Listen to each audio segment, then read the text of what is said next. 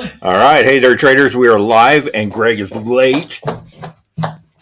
Oh, there we go. But I'm not dead.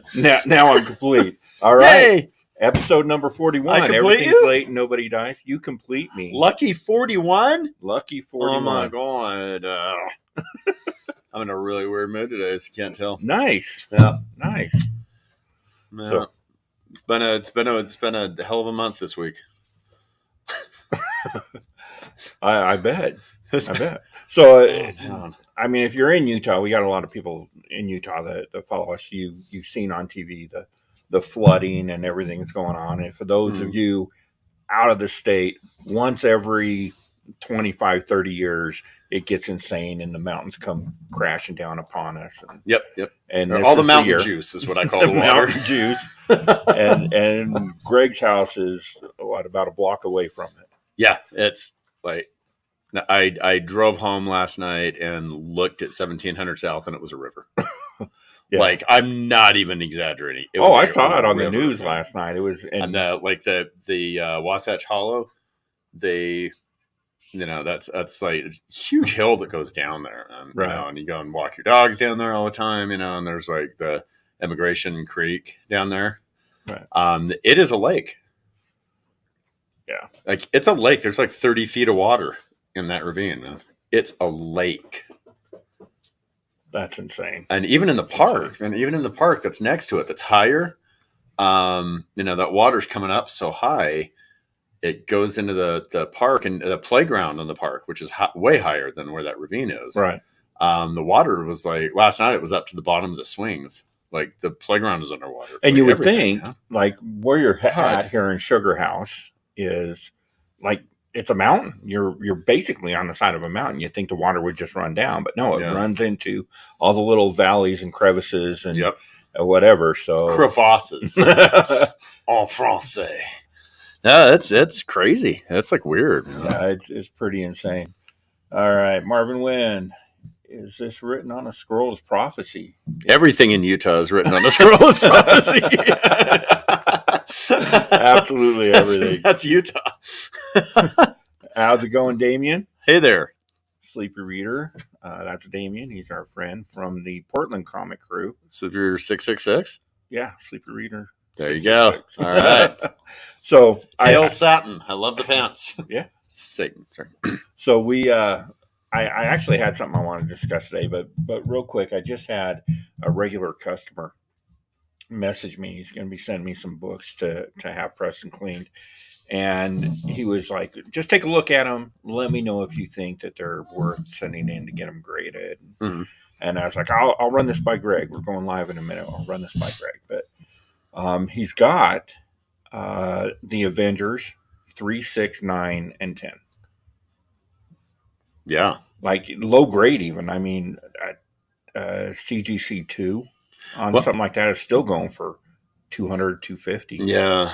I'm gonna give my usual thing here, which is to say, if you're going to flip them, if you're going to sell those books, I'm looking right in the camera. Yeah, I'm talking to you.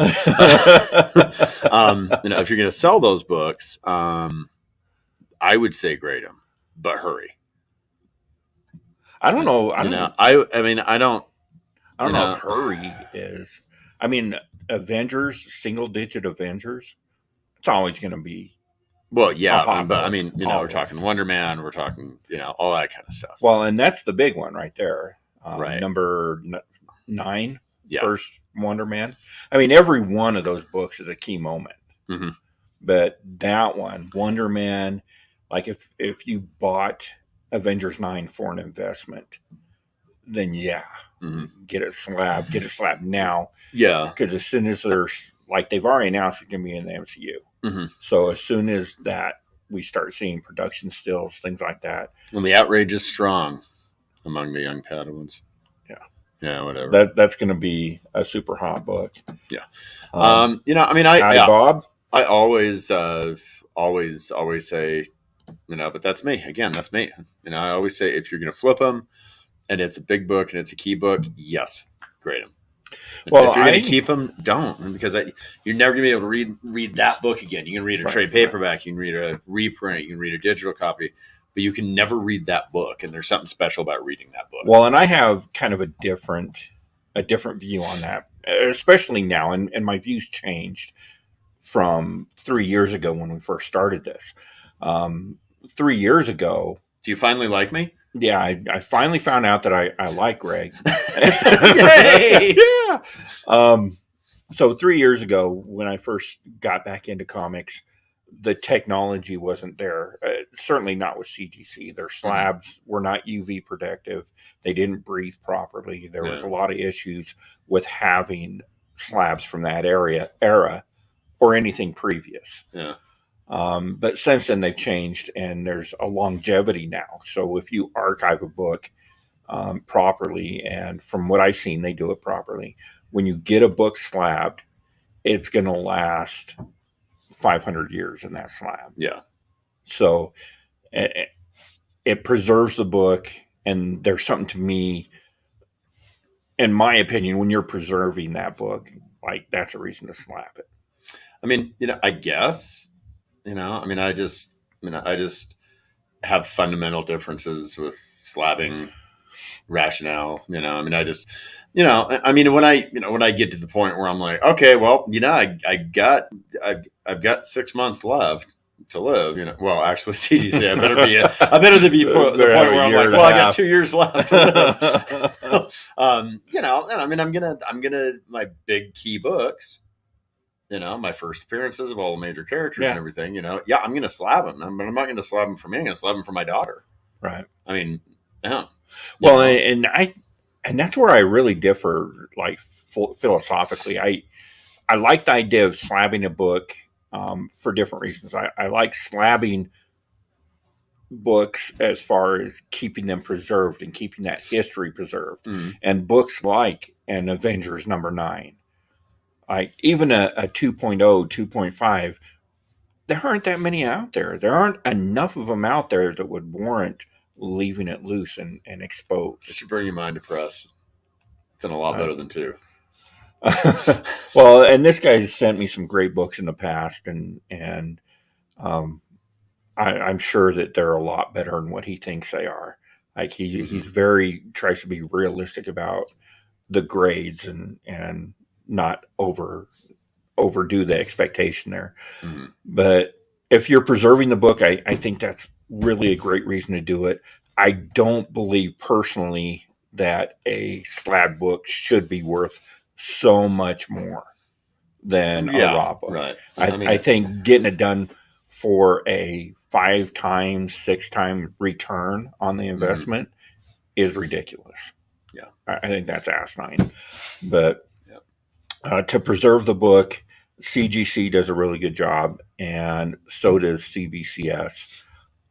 Even PGX, I think their slabs aren't really as tight as I would like them to be. They're not as waterproof, and they don't keep the humidity out as well as the other two. But they're like me. Or an old CGC case. They're old and brittle. They don't breathe well, and they have no UV protection. and there's not much of an upside in investing in them. Yeah, that's right. Yeah. I'm a little silly today, man. It's been a week. It has been a week, and we've had some good collections come in that you've seen. That was actually really good. Yeah. Now, was it just the slabs and the statue that you had? Yeah. That was it. Just a handful of slabs. Yeah, the rest of the slabs are up there. There was a first Cletus Cassidy that Dimitri's buying, and it was a good dozen slabs in that statue. Nice. And so it's pretty cool stuff. Pretty cool. We got Bob and Damien saying hi. They're probably at lunch, sitting across from each other right now. Oh, that's very nice. The preservation angle. To me, that's really the only reason. I mean, other than getting a guaranteed grade, but I mean, I hold true to this, and I'm sure you guys have shops that you go to, your LCSs that you go to. But if I bring a book to Greg and say, Greg, what's the grade on this book?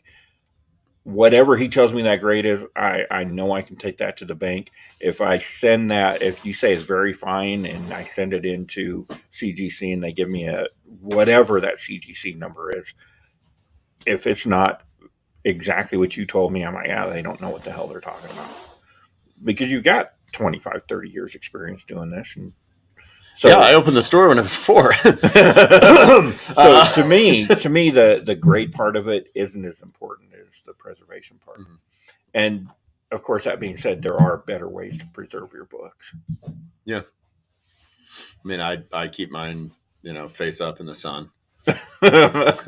Stack them on top of each other. Stack them on top of each other. Yes, yeah. Yes. Much like me, they have rolled spines. And gotta have a lot in common with CGC slabs and comic books. And ever since he heard that you can get tape pulling them in and out, just stapled. Yeah, I just staple them right in. I don't want to mess them up with tape. Yeah, right onto the backboard. Oh God! So do we have a topic? Yeah, I was in yesterday and had a great conversation with a couple of the guys, and we're picking up our books. And it was funny. We got on the subject of Superman, like, and these are the conversations that you never see on most of the YouTube channels, because all they're talking about, for the most part, I mean, there's a few out there. Damien talks about books, and Bob does, but most of them are all about speculation and how much a thing's worth. Mm-hmm. I would say there are 100 different comic book channels, and inevitably every time the conversation deteriorates into value. And that's where our hobby has ended up, and that irritates the hell out of me. I like having those conversations about the characters and the movies and things like that. And it was really funny because we got on the topic of Superman. And to me, because the number one most collected superhero, and I can't remember, it might have been CBR that I read this, but the number one most collected superhero DC's Mad Dog is Batman. Oh, damn it. Thought I was going to guess that one. I mean, I would have thought, grifter maybe. Somebody else without feet. But Liefeld Devil, the man without feet. You should do that. Rob Liefeld's Daredevil, the man without feet. You just change that R, and you got it. Then have Deadpool come in with a marker and just put a T on the R.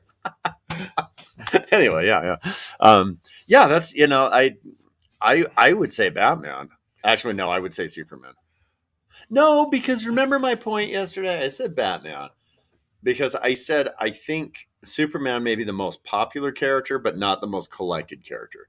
Because, and you see, what do you see? I mean, you see people with Superman T-shirts. You see people with Superman tattoos. You see, but most of them have never read a Superman comic. Yeah, or a comic for that matter, really. I mean, Superman really is the New England Patriots of superheroes. Like, everybody's going to jump on that bandwagon, right? Yeah, while it's riding high. Yeah, I mean, I think it's like, I don't know. I mean, it's more of a brand than it is entertainment anymore. Really, Superman is Superman. I mean, I can see that. Because I mean, what's the most recognizable? It's not going to be the bat signal. Right. It's not going to be the double D on Matt's chest. Yeah. Wow, that came across weird, didn't it? It's going to be that. It's not going to be the spider on Spider-Man. It's going to be the Superman logo. Right. That is the most recognizable logo there is. Like, worldwide. I've been all over the world, and you see T-shirts with Superman. Now, you're a big Batman guy. Mm-hmm. Did you ever read Superman? Yeah. I read a lot of John Byrne's Superman stuff, actually. I think that was probably the best Superman I enjoyed that era. I would think. I really enjoyed that. I thought it was, it's funny because I don't really like Superman, and I'm not crazy about John Byrne. Right. But for some reason, and I don't read Fantastic Four either. But like, the only stuff that I really read for Superman or FF that I really enjoyed was the Byrne stuff. And I don't know why. I mean, and I didn't really enjoy his X-Men stuff that much. It He was kind was of not a good average. You fit. know what I mean? It was average. Well, But Superman and even Fantastic Four, they've got kind of this. I don't know how to describe it. Maybe a clean, more sterile feel about them. and he Like wasn't. everything's clean, everything's shiny, Yeah, everything's pretty. But he wasn't writing X-Men either, though. Claremont was. So I think it has a lot to do with him writing and drawing at the same time. Because I feel like if he's got passion for a character, he's going to write and draw it. Right. And obviously he has passion or had or whatever, for Superman and for FF, because you could read that came through, and some of it was kind of cheesy and weird and whatever, but I mean that issue too, when Lex Luthor finds out his secret identity, is probably the best issue of Superman I've ever read in my life. It is great. Yeah. So good.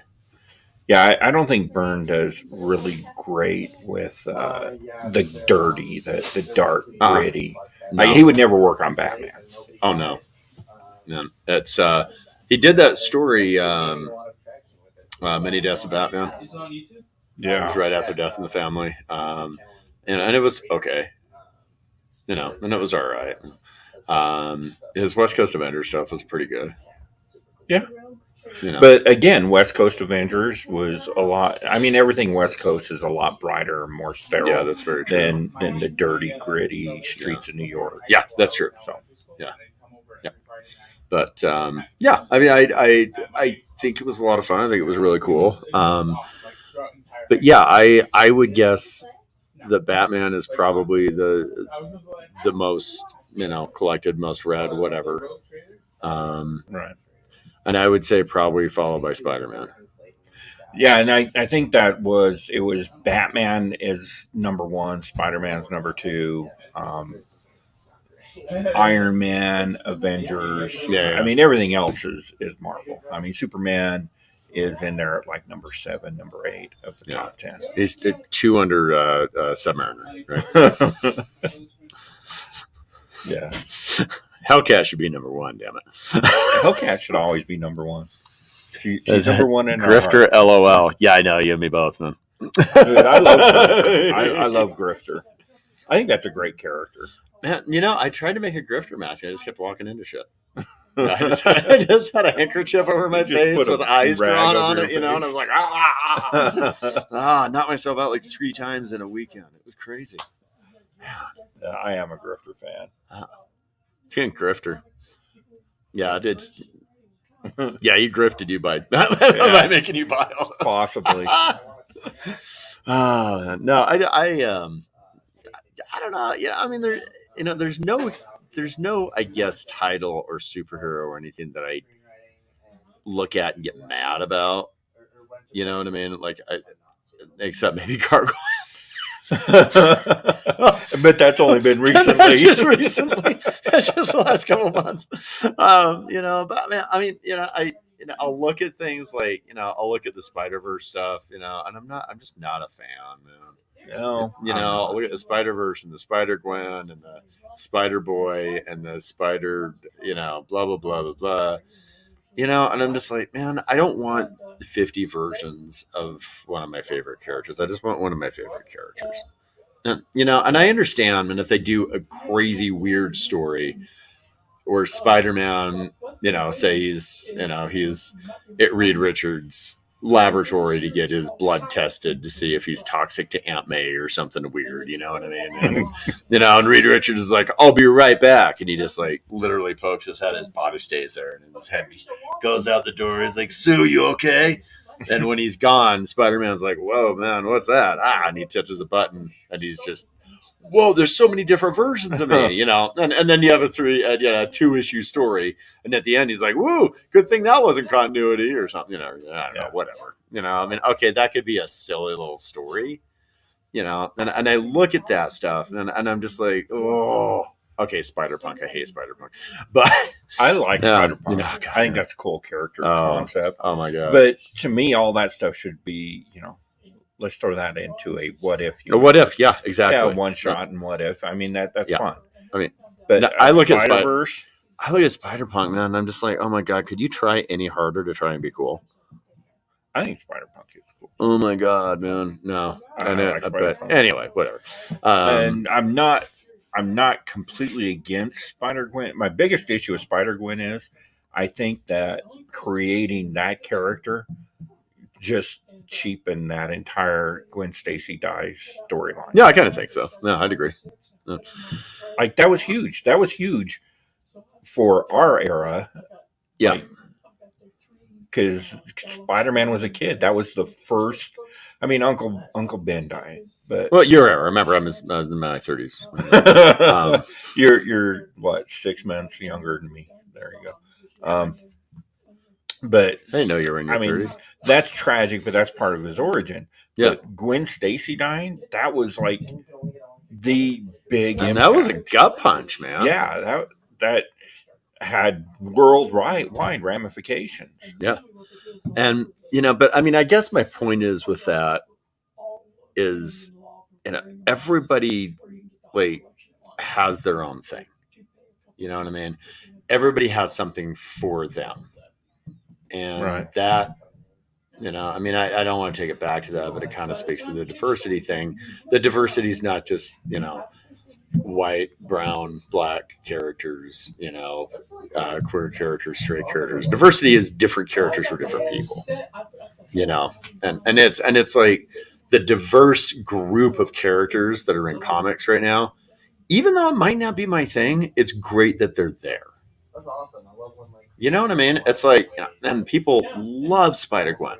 They can't wait to read the new issue. And then even though I don't care for her, I thought it was like, the first story was like, oh, it's kind of fun, man. I don't think they needed to do more, personally. I thought it was a nice little what if thing, But, I mean, the thing I like about it is not reading Spider-Gwen because I don't care. The thing I like about it is seeing somebody come in and seeing the new issue of Spider-Gwen and then get excited about that. Right. Whether I like it or not, it doesn't matter. I'm not curating my own collection here. I'm doing that at home. We've talked about this a million times, but I'm putting stuff up on the shelf for people to like and enjoy and have fun with. And if it's a serious story with some, social ramifications or something like that, makes them think for a minute. Okay, great. That is awesome. That stuff is there for you. And if you don't want to do that, you've got, Howard the Duck and It's Jeff and Deadpool. Right. You know what I mean? And if you don't want fun and you want action and adventure, you've got James Bond. You've got all this other stuff. And if you just want crazy superhero stuff or cosmic stuff or gritty stuff, there's things up there. And it's like that goes back to the gatekeeping thing, that we were talking about last week. Right. It's like I don't think anybody gets to tell anybody else what they get to enjoy and how they enjoy it. And this is, there's a point to this. It comes back to, different titles, different characters, different storage, different preservation, different collecting habits. Like there are people I know that just like slabs. Right. And it's not for me, man. But if that's what they want, then that's what they should get. And just because I don't think slabs are a good idea or, whatever, I'm just like, yeah, whatever. Who cares? Then I won't buy them. Right. And, it's similar to the Wonder Man thing. Where you're like, oh, cut movies black. Well, then I'll go see the movie. If you don't like the way he's going to be portrayed, which you don't know yet because you haven't seen it, but if you're having a comment part about the fact that Wonder Man's black, don't go see the movie. It's pretty easy. There's a very clear. Because they've proven. They've proven that can be done in a way that feels just as organic and can be as entertaining. I grew up with a white, one-eyed Nick Fury. Yeah, like Sergeant Nick Fury. Yeah, but guess what? Samuel Jackson's the only person can play that role. The only person. Nobody else can ever be Nick Fury again. Yeah. Like it'll never happen. And you know what? And you even go back to Kingpin. Vincent D'Onofrio is fantastic. Oh, yeah. He is great. But Michael Clark Duncan was a better Kingpin. I don't know. I full on think so. I don't know. I think so, man. I don't know. What do you think, Bob? Tell us. What do you think?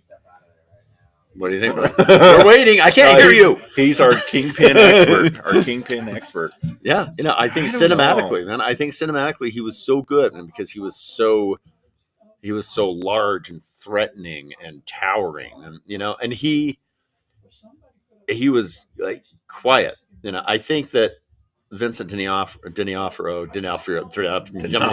Vinny D. Yeah, and I think Vinny D.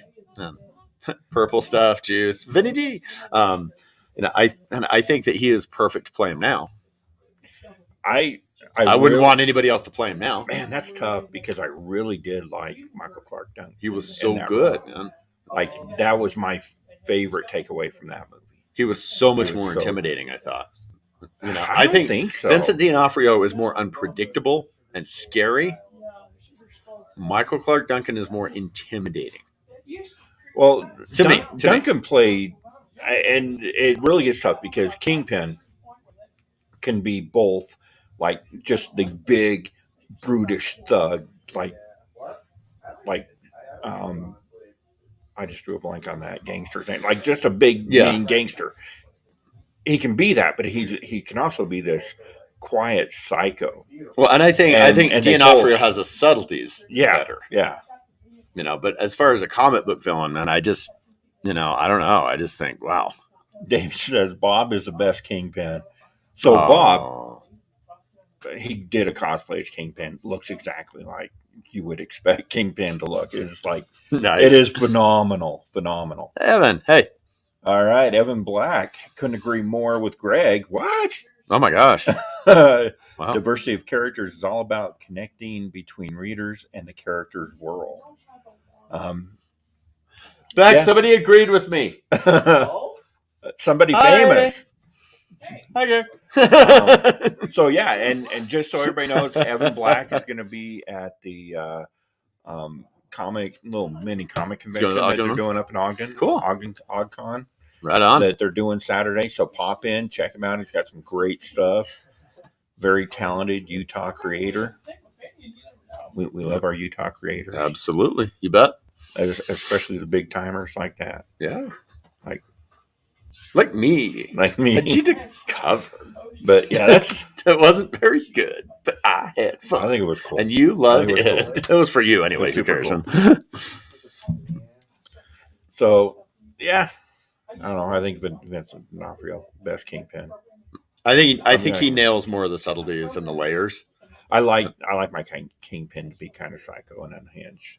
Oh yeah, unhinged. That's what it is. Yes, Duncan was not unhinged. No, he wasn't. But he was a great comic book villain. He was a good comic book villain. Comic book Kingpin, he was the best. So as far as realistic Kingpin, D'Onofrio. So we were talking yesterday about like the diverse characters and stuff, and I think I surprised him because to me, the best Spider-Man's Miles Morales. I think that Miles Morales is now the Spider-Man that Peter Parker was back in the 80s. I would agree with that. Peter Parker is no longer the everyday street level hero that the teenagers can connect with and have that type of relationship with. Well, and it's somebody that I can relate with, having a big research corporation, marrying a model, getting divorced from the model, marrying the model, making a deal with the devil, forgetting that I married the model, getting back together with the model, not knowing why I'm not back together with the model, and then get back together with the model. That's just my life. No, I think Miles is the more interesting Spider-Man at this point. So. But nobody's ever going to replace Peter Parker for me because that's what I grew up reading. But that's what I'm talking about with this. So there's space for both, and there's a good space. I think there is a good space for both, and I think there's a place for Spider-Gwen. But I think that especially with all the buzz around Spider-Boy, like it's getting out of hand. Like that's too much. It is. Yeah, it is. It is. It's too much. I mean, there's nothing unique about Spider-Man anymore. There's millions. Right. Yeah. There's Silk. There's Spider-Gwen. There's Spider-Boy. There's Spider-Man. There's Miles. There's I mean, if you want to keep going with that, not the same powers, but you got Venom. You got Carnage. You got 10 other Venoms. Right, You got right. 3 other Carnages. You've got, it's like, oh my God. Well, yeah, it's the same thing. Like Spider Woman, Spider Girl, the other Spider Girl, the other Spider Woman. How many spider people do we need? My God. it's losing all sense of what made it unique. Yeah. Completely. Yeah, I think so. And the symbiotes are doing the same thing, and to some Yeah. extent, Batman's doing the same thing. Oh, 100%. Absolutely. Like we don't need Nightwing to become another Batman. We got a Batman. We don't. I don't feel like we need 40 Bat characters. No. And they're basically everybody in that Bat universe, everybody that inhabits the Gotham City is a multiverse version of Batman. Oh, yeah. I mean, that's their version of the Spider-Verse. Yep, absolutely. And and to make it even worse, we've got the metal universe. We've got the what is it? DC. What is it? Well, you got metal. You got deceased. You got the vampire. The vampire stuff. one. You've got what's the Middle Ages one? Dark Knight's Dark metal. Knight's metal. Yeah, or Dark Knight's of Steel. Yeah. Plus now you got the Batman from the New 52. You got the Batman from the old DC universe. You have the Batman from Rebirth. You have the Batman from Dark Knight, the Return of the Dark Knight. You've got the Batman oh my God, there's like 10 different Bruce Waynes. Well, it's all very formulaic, and it's a formula that, like, at this point, I don't even know who stole from who, because you got Batman and the Spider-Verse. That's all doing the same thing. Mm-hmm. Then you've got how many versions of the Joker, just like they did with Venom. Yeah. Like, it worked over here. Let's see what we can make of that over here. Yeah. But, again, 3 Jokers I did like. That was the only way. I think that was the only way. It wasn't perfect, but I think it was the only way to solve that. Yeah. And, I'm good with that. And because it wasn't, they didn't have 3 Jokers and then at the end up with 9 Jokers. Right. You had the book 3 Jokers, which explained why there's 3 Jokers, and now you have a Joker. It's that easy. I'm afraid they're getting there in the movies now, too. Yeah. Which is terrifying. I mean, they could do a 3 Jokers thing. I think that would be interesting. Who would have thought Batman was a family man? Oh, man. Yeah, right? Yeah. He's a crazy loner with anger issues that beats up homeless and mentally ill people. The Marvel Universe has been around for so long. Writers are desperate for new ideas. I think that's very true. However, it's kind of like the Batman stuff, that there are all these ideas that they're trying, but they're spreading them out. They're trying them over 50 different titles. Right. If you just narrowed that back down to, we have a Batman and we have a Spider-Man, or maybe a Spider-Man and Miles, then you still have 400 ideas, but you can just have those ideas wait in line for the main title, and you'll never run out of ideas. Right. Well, they don't do anything to encourage new ideas. No, they don't really. Because what they do is they're like, well, we got Spider-Man and we have Miles. What are we going to do with Miles? Well, remember when Spider-Man had a clone saga? Oh, let's do that with Miles. Yeah. And then the next is going to be Gwen. What do we do with? Remember that clone thing? Yep. Maybe we'll try that. We should do Lethal Protector, Inferno, Extreme X-Men. Let's keep it up, man. Right. I mean, and that's not saying all those books are bad. Okay. But I kind of think, what would really help them is I feel, to narrow those titles down, calm down with the amount of titles. Okay. And build strong supporting characters like they used to.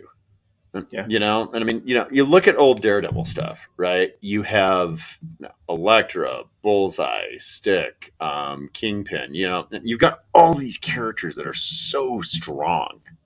They're strong supporting characters. Okay, and they are secondary characters, right? And then you're like, oh, we should give Kingpin a book. We should give Elektra a book. Oh, we should give Bullseye a book. We should give, and then all of a sudden you have 6 different books, and it dilutes what they initially did, I feel. Right. And, so I mean, I don't think you should have a spin-off book like that. I mean, Hollow's Eve. Okay, yeah, Erica is a great writer. I really like her. She's a good person. She's a good friend. And it's like, and I'm happy to see her get that high profile work. And it sounds like crazy, right? But I don't think it was too soon. And have her actually write Spider-Man instead. Right. You know. Well, and I wonder. I mean, obviously the reason that you've got all of these Bat titles and all of these Spider Universe titles and the X-Men stuff, even the Star Wars stuff. The reason you have that is because people buy it. They want to sell as many books as they possibly can. And from a business standpoint, I get that. Like, you want to sell a lot of books, but I have to wonder if they condensed it back to Batman and Detective. And those are the only books that you're getting out of Gotham. They'd sell and higher. All of those characters were hanging out in Batman and Detective. Mm-hmm. If they did higher, that, would they sell as many or maybe even more books? Oh, they'd sell more. They would sell more. And because there's so many people that are like, oh, well, I'm only going to buy these 4 Batman books. I can't buy all 19 of them. Right. And so you got 4 people, 4 titles here, and you got 1 title here and 1 over here. And that lowers the sales of all of them. I think so. Because I'm not I'm still getting Batman. Yeah. But I'm no longer getting Detective. I'm not getting Catwoman. I'm not going to be getting the next Poison Ivy book or the Jokers or, any of that. Yeah. But I'm limiting myself mainly to the main titles now. Well, and you get bored too, because I'm not really interested in going down that journey. I think when they do a Catwoman book, right? Mm-hmm. That storytelling gets diluted. If they were to bring that back to the Batman title instead of having 8 issues in this year of Catwoman, doing an 8-issue limited run, if they did 4 issues inside the Batman title where Batman's there too to keep the story flowing. When I thought Nightwing was the best? When he was in Bloodhaven. Yes. He wasn't in Gotham, because that gave it a reason to exist. Because he grew up. He became his own person. Yeah. That's the change I like. We don't need a second Batman in Gotham. Right. Or a 13th Batman in Gotham, or, whatever. Well, same with Nomad. Yeah. Back in the late 80s. Yeah. Take him on the road, man. Bucky do something different. He hopped on a motorcycle and rolled out of town. Stole a baby. He did steal a baby. Whatever. I don't know. Reminds me of another iteration of the variant cover bloat from the 90s. Yep. Cut back to fewer titles. Mm-hmm. Well, and nobody's been more critical about variants than we have. I mean, it's just a ridiculous thing. But if they did that, if you only saw Catwoman 4 times a year in a Batman title, and then they did a variant with Catwoman on the cover for that book, they would sell. Yeah. I think they'd sell a lot better than just having a Catwoman do her own thing in her own book. Yeah. And I think so too. And that goes for all of them. I mean, I think Nightwing's deserving of his own title, but Robin sure as hell ain't. Well, it depends on what Robin it is. There ain't none of them worth their own title. It is what I love the Tim Drake, the original Robin title. Ongoing series or the mini? The ongoing, and not the current one, like the one in the 90s. That Robin with Tim Drake, because it was about him going to school, going through crap. It was very reminiscent of old Spider-Man stuff. And as many problems as I may have with Chuck Dixon, he wrote a good Robin story. Right. And again, and that gave that title a reason to exist. If you're going to tell a Robin story, tell a Robin story. Don't tell a secondary Batman story. Right. That was about him. He was living with his parents, and he was still going out as Robin. He was doing his thing, blah blah blah, whatever, and that was interesting. If you've got a good idea for one of those secondary Batman titles or stories, don't give it to Robin. Save it for Batman. Yeah, right. Exactly. Yeah, let's see Batman do it. And you know what? Hey, man, people love Batman as a superhero. They love Batman as a detective crime noir kind of thing. Right. So you cut back those Batmans, you make Batman into the superhero title. Okay. You make it, and make it, say 36 pages, and you charge $4.99, and you have one cover. Yeah. Okay. You get Batman or detective in there. You make it 48 pages. You charge $5.99. Okay. You've got Batman there doing his detective stuff. And try and limit those stories to maybe 3 or 4 issues. And they're really missing the boat if they took Batman, if they took Detective Comics and made Detective Comics they placed that in the Rob Pattinson Bat universe, had that Batman in Detective Comics, that would be incredible. But I don't want to do that. Maybe that style storytelling. Yeah, that's what I mean. Oh, okay. Back to a younger Batman that's being a detective, that's working. That'd be really cool. With actually Gordon, but Gordon's like, yeah, you're still kind of a criminal, and I think that would be amazing. AT&T, we're available. What am I saying? If AT&T can't watch this, their cable doesn't work. Sorry. Yeah. No, man. I just think that there's so many ways to make things more interesting and more fun. And right. I think a lot of things they're a lot of things. I know that's a good segue to this. More interesting and more fun. Okay. Oh yeah. 2 of the most awesome books I read this week. Okay. Seasons Have Teeth, Dan Waters. All right, this is going to be our spoiler-free review because I haven't seen it yet or I haven't read it yet. Yeah, and I got the final page. The main dude dies. It's just a one-shot. Spoiler. Nice. No, it's and the situation with this book, I was like, that sounds interesting, and then I read it and I was like, damn, that's interesting. The seasons of the year, spring, summer, fall, winter, or in Utah, spring, winter, summer, fall, spring, fall, summer, winter. Flood season. The flood season, earthquake season, mudslide season, tornado season. Anyway, whatever. And general conference. General conference season. Yes. Yeah, 2 of those that show up that coincide with raining season. This it's they are entities, and they're like big kaiju kind of things. See, I love a good kaiju story. Yeah, and I wouldn't say this is a kaiju story, but they're kaiju-like entities. I don't know what they are yet, and that's the cool thing about this first issue. It doesn't give you all the answers, but it gives you enough to make you want to read more. And I really like that. I like that kind of storytelling. And it's a good storytelling. Also, it's original. So, there's a lot of stuff that I read when I read the next issue. I'm like, what the hell? Did I read the last issue? I don't know. I have to look at the stuff I've read and be like, no, okay, I read it. Okay, fine. All right. Yeah.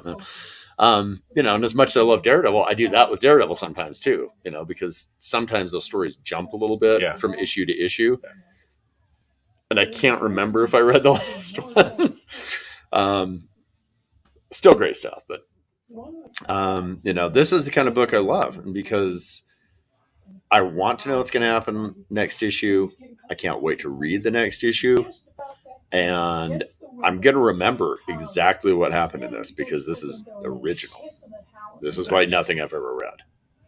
The art is absolutely gorgeous. Did you see the art in it? I haven't even cracked it. Oh my God, it's beautiful. I have no idea who this artist is, but oh my God, it's beautiful. It's like, I don't know how that art was done. Like, I can't tell if it's pencils with computer color, if there's inks, I can't tell how they did it. And I like that too. You know, I like to be kind of challenged with my expectations with the art and the story, and that's definitely this. Right on. You know, and so that was really, really good. Would recommend to anybody to pick this up. We still have I think one of the Hive variants, that gorgeous Virgin variant. That's a great cover. Man, that's pretty. So yeah, that's one. The other one this week that I was scared to read. Oh man, I was scared to read this. Oh my god, man. Because issue 7 of this is an 8-issue series. Issue 7 is construction out here. It's like Jurassic Park. I know the whole building shakes. Are your giblets nervous? Because mine are shaking. I just okay. Yeah. So issue 7 basically ended the story, and it's an 8-issue series. I'm like, well, what the hell, man? So 8 Billion Genies, number 8. Maybe one of the best final issues of a miniseries I think I've ever read. They took off from what I thought was just the end. I'm like, now what? And they almost, I don't want to ruin anything, that it's almost a situation where they almost restarted the series again in the last issue, but explained everything. Like everything was explained in this issue pretty much, and it was like so good. I don't get like I kind of audibly gasped. I don't get surprised in comics that much anymore. With story twists or anything like that. You know? And I'm like, why are they? I understand why they're following this character, but why are they giving so much time to this character? What are they doing with this, man? Where's he going? And halfway through, I was like, oh, no way. And then I was like, oh my God, okay, it all makes sense. Everything makes sense. My biggest great wrap up. My biggest fear, because I've heard that a couple people talking about this book and saying that, but my biggest fear is that I'm going to read it and it's going to be an obvious setup for the next series, the next like money grab. Man. And I'm afraid it's not. I don't mind seeing another 8 Billion Genies. There's a full resolution. Cool. And that last page is like the end. I don't know how they can do another one. I mean, I'm sure they could figure it out when the show comes on. I'm sure they'll figure it out. Yeah. And what I'd like to see maybe is when the show comes on, maybe a limited series like, called 20 Genies or something like that, or 8 Genies. And it's just a 4-issue limited series, extra size, and it focuses on 2 different genies. Half the book for one genie, half the book for another, and like their background and what they were doing during this story. I think that'd be a lot of fun. That'd be cool. Yeah. But I mean, I don't think they need to explore this story anymore, except maybe that, like kind of like Preacher did with Good Old Boys, and stuff like that, and the Sandy Killers, exploring the background of some of them. Well, that's just like so. Did you read Kaiju Score? Yeah. Okay. I haven't read the second series. So, Still from the Gods takes place during the events of Kaiju Score. Okay, that's brilliant. Yeah, because I had the same when I found out that they were doing the second series. I'm like, how do you move on from that? Right. Like it's just now going to become Pacific Rim, the comic book. Yeah. But instead of going that direction and continuing the story, they're like, okay, while that was going on, this was also going on. And I like that, and I like that sort of storytelling. Brilliant. I like that unexpectedness of it. Yeah. And it also makes sense, and because if you've got a story you're telling, it's you forget this when you're reading a comic because you think you're reading everything. Same as a movie. You know what I mean? It's like, oh man, this is what I'm reading. This is your world. Well, This is not the world. There's things that go on the sides. There's side stories. There's other things happening, not before or after, but at the same time. And I think with the prequels and the sequels, we forget that there's concurrent events. It's like when old Biff stole the DeLorean and went back in time. I haven't seen Twilight. But I sure like Biff's Batman. Yeah. All right, right on. Yeah, kind of the same deal. Yeah. So some really cool books. I'm gonna have to go home and read them now. Yeah. Good conversations today too. Good interactions. Nice. Yeah, we like hearing from you guys. So pop in every Thursday, 3:30, and join the conversation. Yeah. If you have a topic that you'd like us to explore or discuss or want to be part of, just leave a comment and we'll fit it into next week's show. Yep. No religious or political stuff. I need to stay open. These doors need to stay open. Kids going to school. Nice. And of course, every Wednesday we come to you again live from Black Hat Comics, where we run down the wall, let you know all the new books that are out. Greg gets a nice variety of both the big 3 books and a lot of great indie stuff. And the small 137. A lot of local stuff that we like to highlight as well. New comic book day, or not new, free comic book days coming up. And new comic book days coming up too. Yeah, that too. So Sunday. The Bleak Haven guys are going to be in store for that. Yes. Maybe having a sale, maybe. I don't know. Get a good deal. Yeah. He's going to be. He probably doesn't have much of a choice. There's so much crap. But look how much I've gotten through. Well, look how many boxes you have to go through still. These I've already gone through all these. They're alphabetized, ready to go out. Oh, okay. But you got I'm a big boy now. It's insane in here, the number of books that but it's still fun. It's fun. So yeah, so pop in every Wednesday at 10:30 a.m. Mountain Time. We'll show you everything that hits its shelves. This show shows up every Thursday afternoon at 3:30, and we are live. If you're catching us on the rewind, we're live. We are live. So, all right, make sure to like, comment, and subscribe. And ring the bell to get notified whenever we drop a new show. Ding, ding, ding. All right. We're live? We are live. All right. See you later, traders.